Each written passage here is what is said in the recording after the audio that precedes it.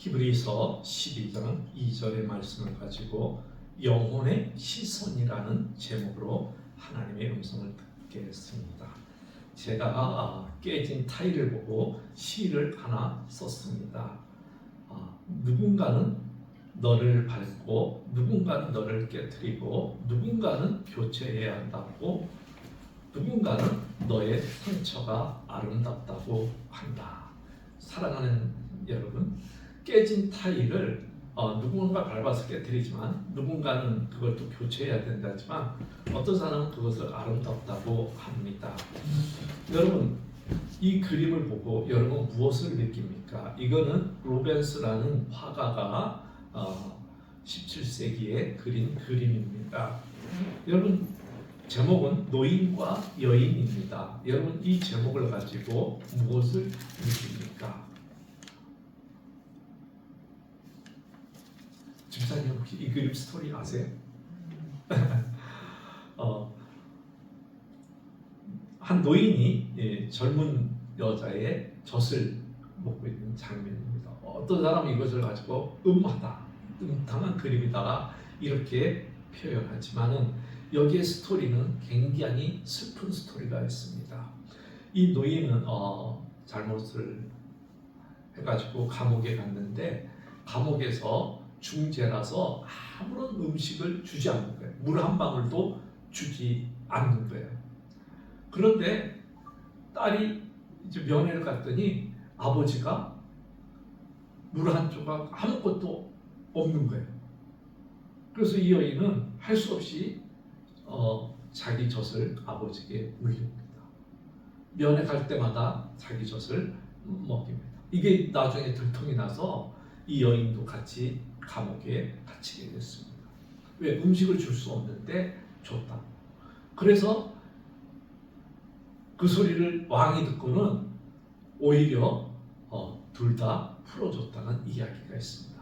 이 그림을 스토리를 알기 전에는 노인네가 주택방에서다 이렇게 하지만 스토리를 알 때 이 여인의 거룩함을 압니다. 사진 작가 중에 유명한 작가죠. 이분이 전릉동에서 자기 사무실까지 뚝방길이 있습니다. 그 뚝방길을 걸어가는데 2004년도에 걸어갑니다.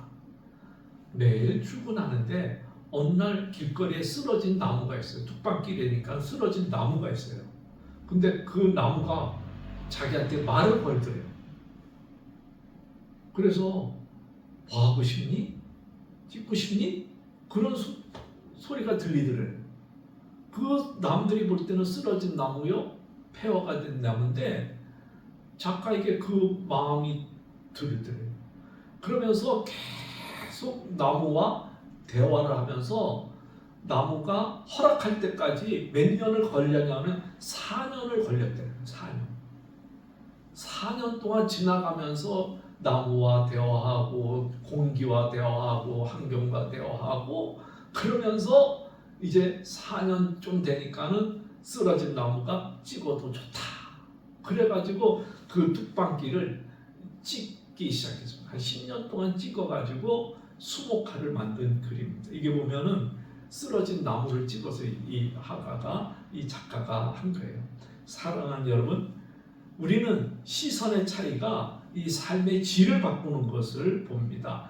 마찬가지로 믿음으로 여러분이 어떤 영혼의 시선을 갖느냐가 신앙생활 하는데도 큰 차이가 나게 됩니다.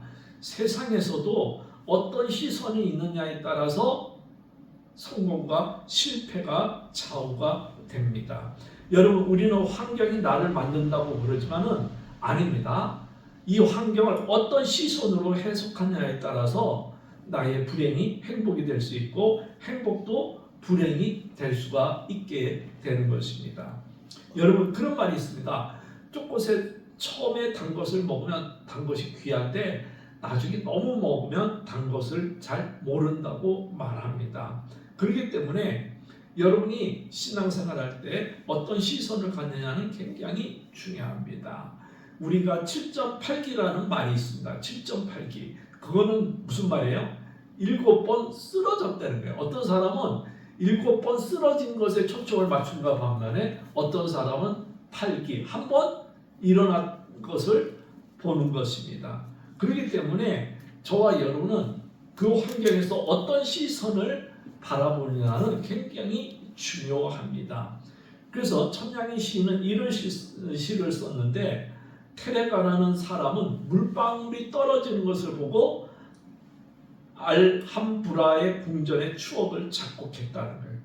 또 뭉크라는 화가는 크라카타우 섬의 저녁 노을을 보고 절규를 그렸다는 거예요. 여러분 잘 알고 알프스 도데는 르브르산 절경을 보고 그 유명한 별을 썼다는 거예요. 또 천냥이 시인은 부산에 있는 그 직소포의 물줄기를 보고 시를 썼어요. 직소포에 들다라는 시를 썼어요. 그러고 난 다음에 이 시인의 마지막이 뭐예요? 나도 어느새 보는 법을 배우는 사람이 되긴 된 모양이다. 여러분, 영혼의 시선도 보는 눈을 훈련시키지 않으면 맨날 보는 눈이 만약에 1단계가 있다면 1단계에 머물 수밖에 없어요. 그가 아무리 권사고 아무리 장로고 아무리 신앙생활 오래 해도 영혼의 시선이 낮으면 항상 낮은 곳에만 볼 수밖에 없습니다. 저와 여러분의 영혼의 시선을 좀 높게 올라가야만 됩니다. 그러기 위해서는 여러분이 사물에 대한 질문도 좀 바꿔야 돼요. 성경에 대한 질문도 바꿔야 되고 사물에 대한 질문도 좀 바꿔야 돼요. 천냥이 시인은 또 이런 시를 썼습니다. 3번이나 이혼한 마그리 미드에게 기자들이 왜 또 이혼했느냐고 물었다. 그때 그녀가 되물었다. 당신들은 그것만 기억하냐? 내가 3번 뜨겁게 사랑할 것을 묻지 않고. 시를 쓰는 어려움을 말한 루이스에게 독자들이 왜 하필 시를 쓰냐고 물었다. 그때 그가 되물었다. 왜 당신들은 그것만 묻냐? 내가 몇 번이나 간절히 무지개가 있는 세상에서 살기를 원했다는 것을 묻지 않고. 시가 어려운 것은 사람은 무지개 있는 세상에 살고 싶어요. 세상에 무지개가 어디 있겠어요? 파랑새가 어디 있겠어요? 그러니까 그 고통을 시로 쓰는 거죠. 여러분, 성경의 가르침 중에 가장 중요한 교리, 또 신학의 교리가 있다면 바로 믿음에 관한 교리인 것입니다. 성경은 믿음의 위치를 굉장히 높게 보고 있습니다. 그래서 믿음은 우리의 신앙과 우리의 영혼의 삶에 가장 중요합니다. 그래서 믿음이 없이는 하나님을 기쁘시게 할 수가 없는 것입니다. 그래서 믿음이 있으면 무엇이든지 얻을 수 있고 하나님 나라에 어디든지 데려다 줄 수 있습니다. 그러나 믿음이 없이는 하나님께 나아갈 수가 없습니다. 우리의 죄를 용서받을 수도 없고 구원받을 수도 없고 하나님과 영적 친교와 영적인 삶을 살 수가 없습니다. 여러분의 믿음은 있습니까? 겨자씨만한 믿음이라도 있으면 하나님께 나올 수 있고 그것이 켜서 점점 자라서 영적으로 큰 거성이 될 수 있습니다. 그렇기 때문에 우리는 믿음을 가져야 됩니다. 근데 이 믿음에 가지고 어떤 시선이 있는가가 굉장히 중요합니다. 오늘 읽은 본문에도 우리에게는 2가지 상황이 있음을 압니다.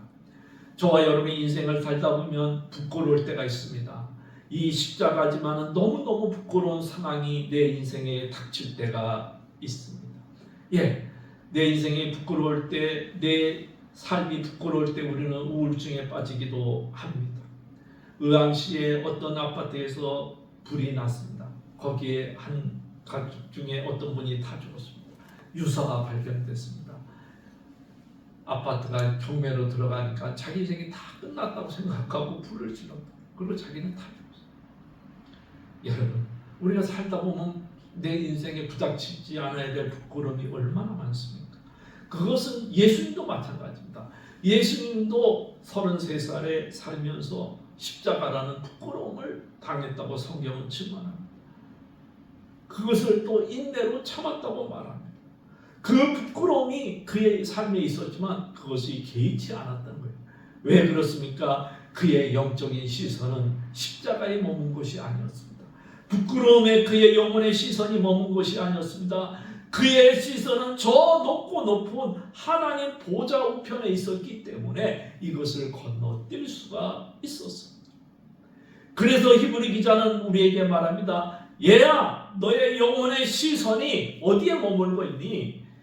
환경에 머물고 있니? 부끄러움에 머물고 있니? 십자가에 머물고 있니? 그러지 마라. 너의 시선은 예수를 바라보라고 말하고 있습니다. 여러분, 여러분의 시선은 오늘 예수 그리스도를 바라보고 있습니까? 아니면 환경에 내 부끄러운 삶에 머물고 있습니까?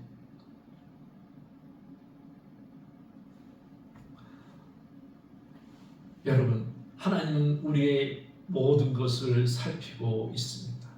하나님 우리에게 생명을 주시기를 원하고 축복을 주시기를 원하고 당신의 사랑을 주기를 원합니다.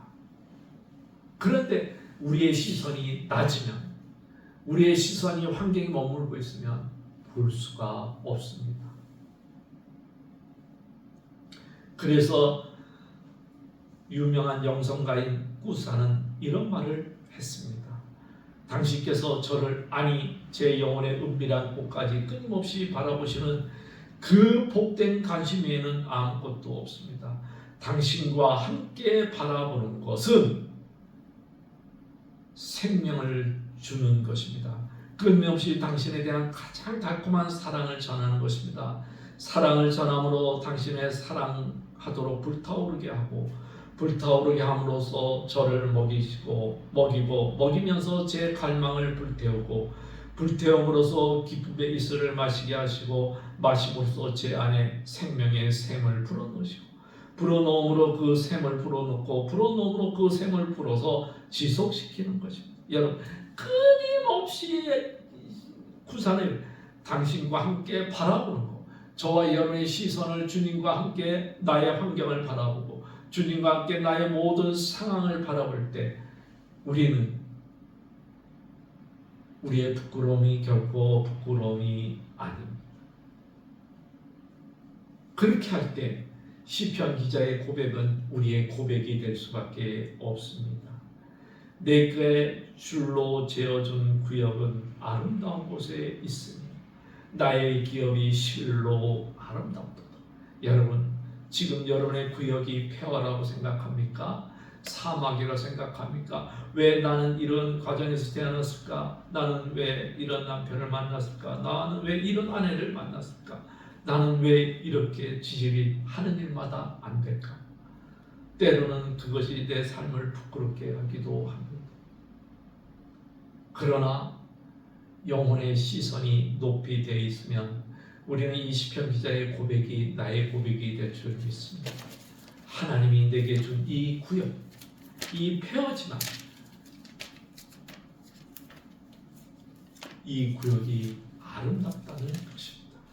하나님께서 여기에서 나에게 실로 아름다운 축복을 준다는 것을 우리가 믿게 되는 것입니다. 저도 제 구역이 아름답다는 것을 못 느끼고 살았습니다. 그러나 어느 날 새벽에 기도하는데 하나님께서 이 구절을 저에게 주셨습니다.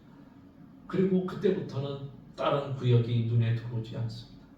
남이 볼 때는 초라하고 남이 볼 때는 부끄럽고 남이 볼 때는 아름답지 않지만 이것이 하나님께 내게 준 복이구나 하고 아름답다고 생각했습니다. 그리고 힘들 때마다 믿음의 주요 온전케 하신 예수 그리스도 앞에 내 영혼의 시선이 머물기 시작했습니다. 여러분, 믿음은 영혼의 시선을 예수님께 고정시킵니다. 여러분 믿음 있습니까? 예수님께 여러분의 시선이 고정되어 있습니까? 만약에 여러분의 시선이 고정되어 있지 않다 그러면 여러분은 믿음을 없는 것입니다.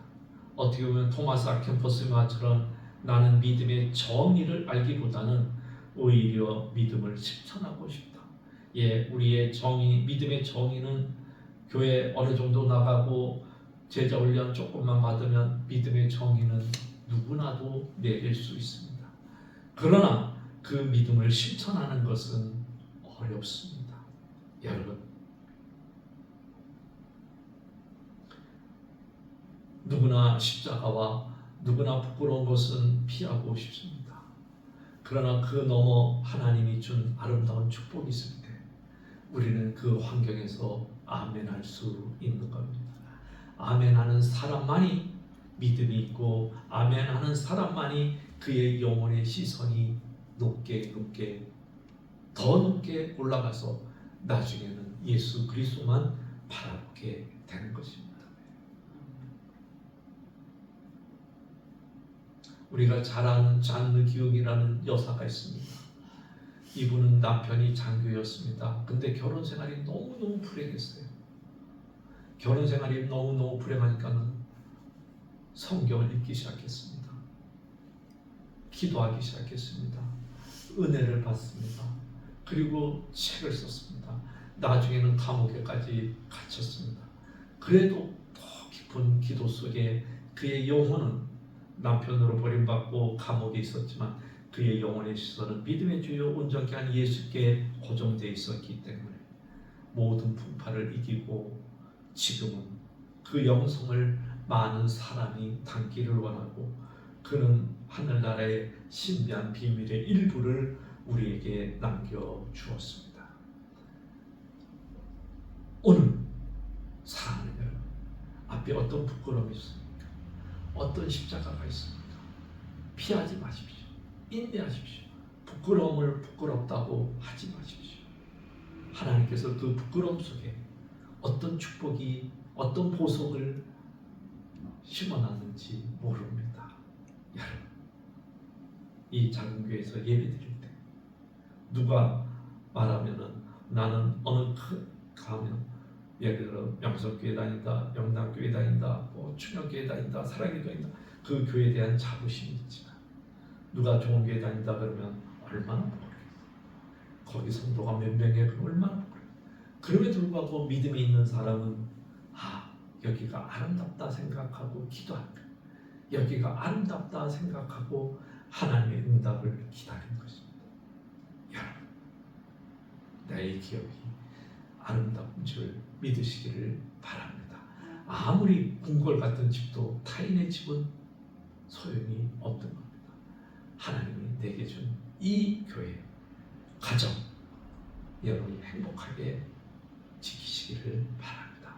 거기서 아름다움을 발견할 수 있는 영혼의 시선이 띄어지기를 바랍니다. 그리고 그 시선이 더 나아가 예수님을 바라보고, 그 바라본 예수님을 통해서 여러분이 하나님 보좌에서 받을 축복을 생각해 보시기를 바랍니다. 그래서 우리는 이런 기도를 하면 좋겠습니다. 기도하는 마음으로 우리 같이 한번 읽어보도록 하겠습니다. 주님, 당신께로 시선을 돌려 만족하라고 권하는 좋은 말씀을 들었습니다. 제 마음은 응답하기를 갈망하지만 죄가 제 시야를 가렸기에 당신의 희미하게만 볼 수 있습니다. 당신의 보혈로 저를 정결하게 하시고 제 속을 깨끗하게 하소서. 그리하여 제가 이 땅의 순례의 모든 날 동안 베일을 걷는 눈으로 당신을 바라볼 수 있게 하소서. 그리하면 당신께서 당신의 성도들 안에서 영광을 받으시고 모든 믿는 자들 안에서 찬미 받으시는 그날의 온전한 영광 가운데 당신을 뵐 준비가 될 것입니다. 아멘. 주님을 그날에 만날 수 있는 영혼의 시선을 가지시기를 주님의 이름으로 축복을 드립니다. 할렐루야.